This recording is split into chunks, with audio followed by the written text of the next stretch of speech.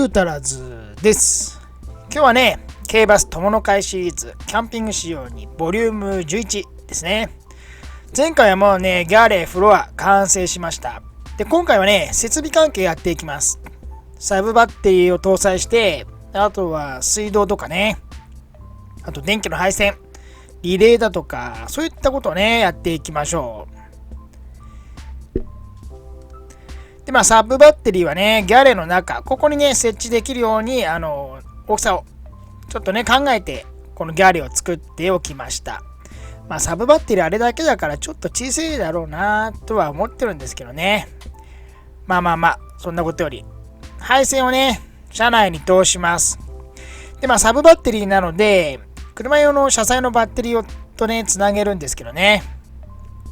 なので、配線はね、シャーシ側をね、通します。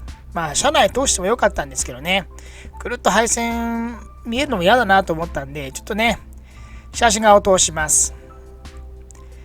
でね、グロメットをね、きちんと通しましょう。で、グロメットを通さないとね、やっぱり車の振動とかでね、必ず車でショートしたり、配線が燃えたりね、最悪車燃えたりしますんでね、こういうボディとこの接触面、こういうとこはね、グロメットきちんとね、かましてあげましょう。そう。この配線にね、ゲルコートチューブもね、しっかり巻いておきます。オレンジのやつだね。オレンジのやつがゲルコートチューブです。あれをね、シャーシにバーッとはわしてます。綺麗にね、配線をはわして。で、この配線のその接触面だとか、極力なくしてね、ああいう風なコーティングをしておくとね、配線も無事にっていうかあれだけど、配線もね、損傷なく使えます。でね、バッテリー側、そう、プラス端子にはね、必ずヒューズをつけてください。本当にね、バッテリーに近いところにね、ヒューズつけた方がいいです。ヒューズつけるとね、そのヒューズの間、必ずその短ければ短いほどの方がいいです。もしね、配線切れてショートした時もね、短いとその分ね、接触面がね、少なくなりますから。そう、まだね、端子にはつなぎません。配線だけですね。でね、サブバッテリーの管理はアイソレーターでね、行います。これね、サブバッテリーつける人、このアイソレーター必ずつけた方がいいです。でね、アイソレーターって何ぞやって話なんですけど、そう、オルタネーターからメインバッテリーへ充電した際に余った電気をサブバッテリーへ充電する。ネットに転がってますわ。見てください。そう、設備関係の詳細。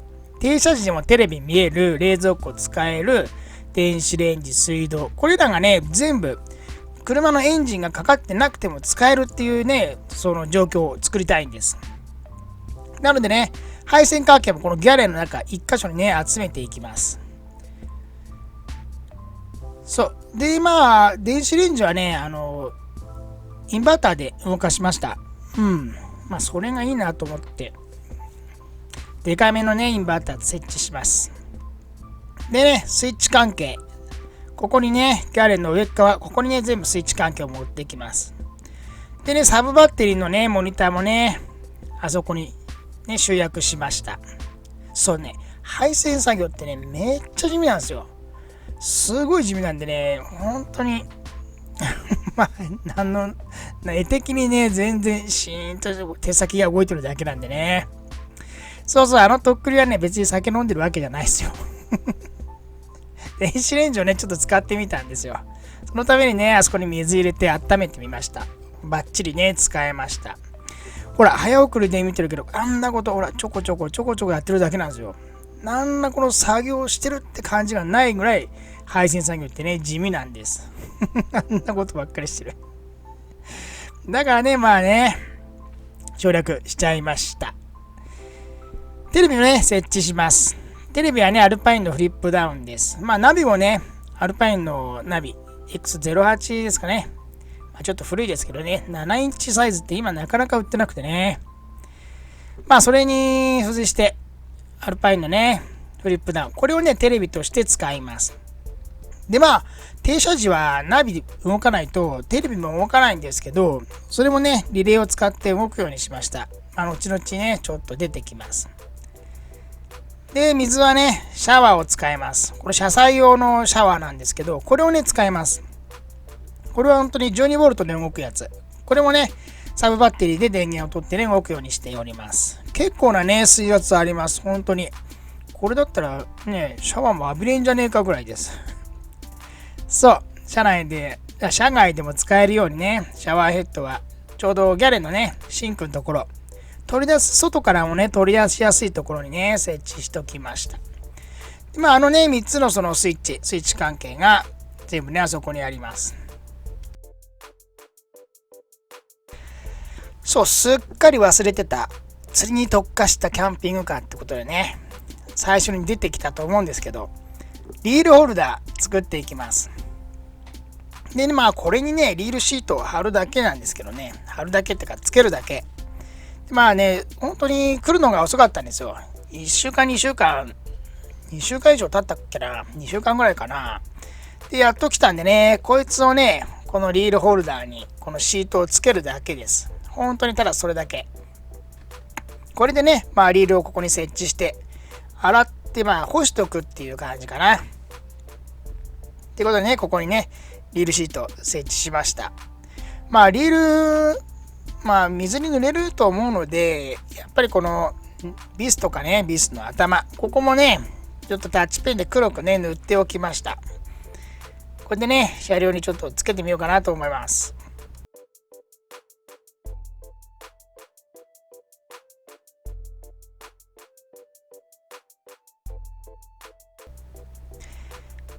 で、サービスホール、あそこを使ってね、リールホルダーつけます。で、早速ね、どんどんつけてみましょう。重さでだいぶ揺れるかなっていう心配があるんですよ。でも結構リールってそんなに重くないんだね。もっと昔のやつってもっとね、でっかくて重くてね、っていうイメージだったんですけどね、今のリールってすごい軽くできてるんですね。釣りしねえからわかんないですけどね。そう、幅もね、ちょうどいいぐらいです。測ったんですけどね、ちょうどいい具合になるように測ったんですけど、あれが本当にギリギリぐらいのサイズかな。その幅的に。ちょうど140ぐらい空いてるんですかね。140ぐらい開けた気がします。そうするとね、ちょうど4個、ね、そこにリール装着できます。揺れもね、ほんと大丈夫そうです。若干こう斜めになってるので、その分意外とこの揺れも制御されています。で、これで落ちた時考えようと思ってさ。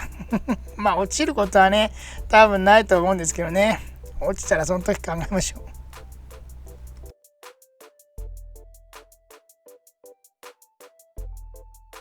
そうこうしてるうちね、なんだかんだでね、完成したっぽいです。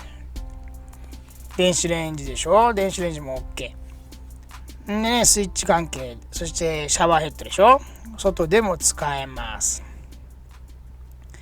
で、シンクだね。シンクの排水だね。そしてスイッチ関係でしょ。そしてサブバッテリーのモニター。で、スイッチ関係はナビ、そしてシガーライター、あとはポンプだね。水道のポンプです。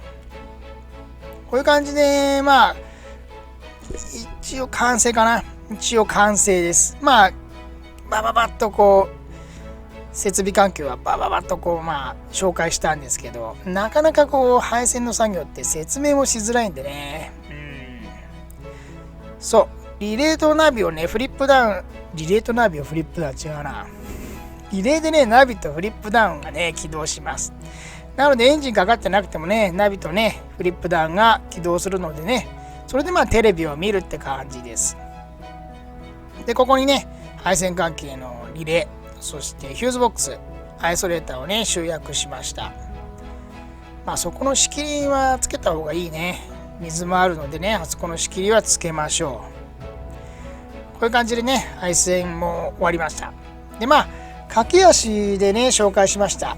設備は本当に地味な作業ですし、これやってあれやってって説明したところでね、結構集中してやる作業だから紹介もできないんですけどね。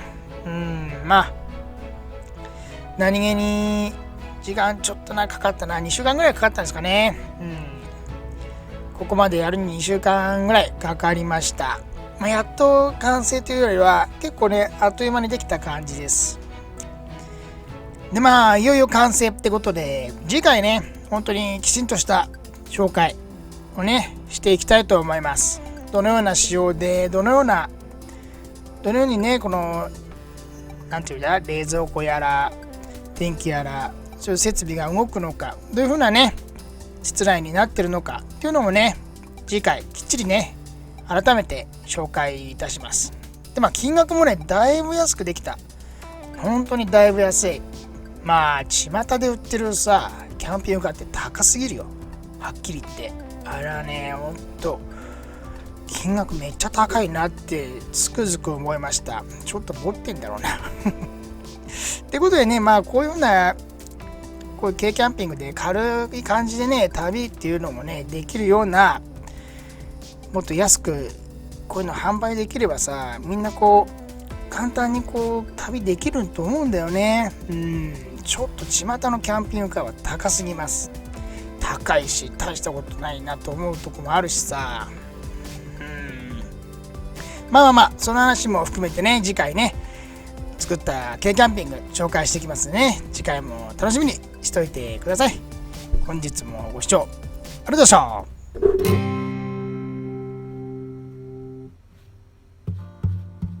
こっちに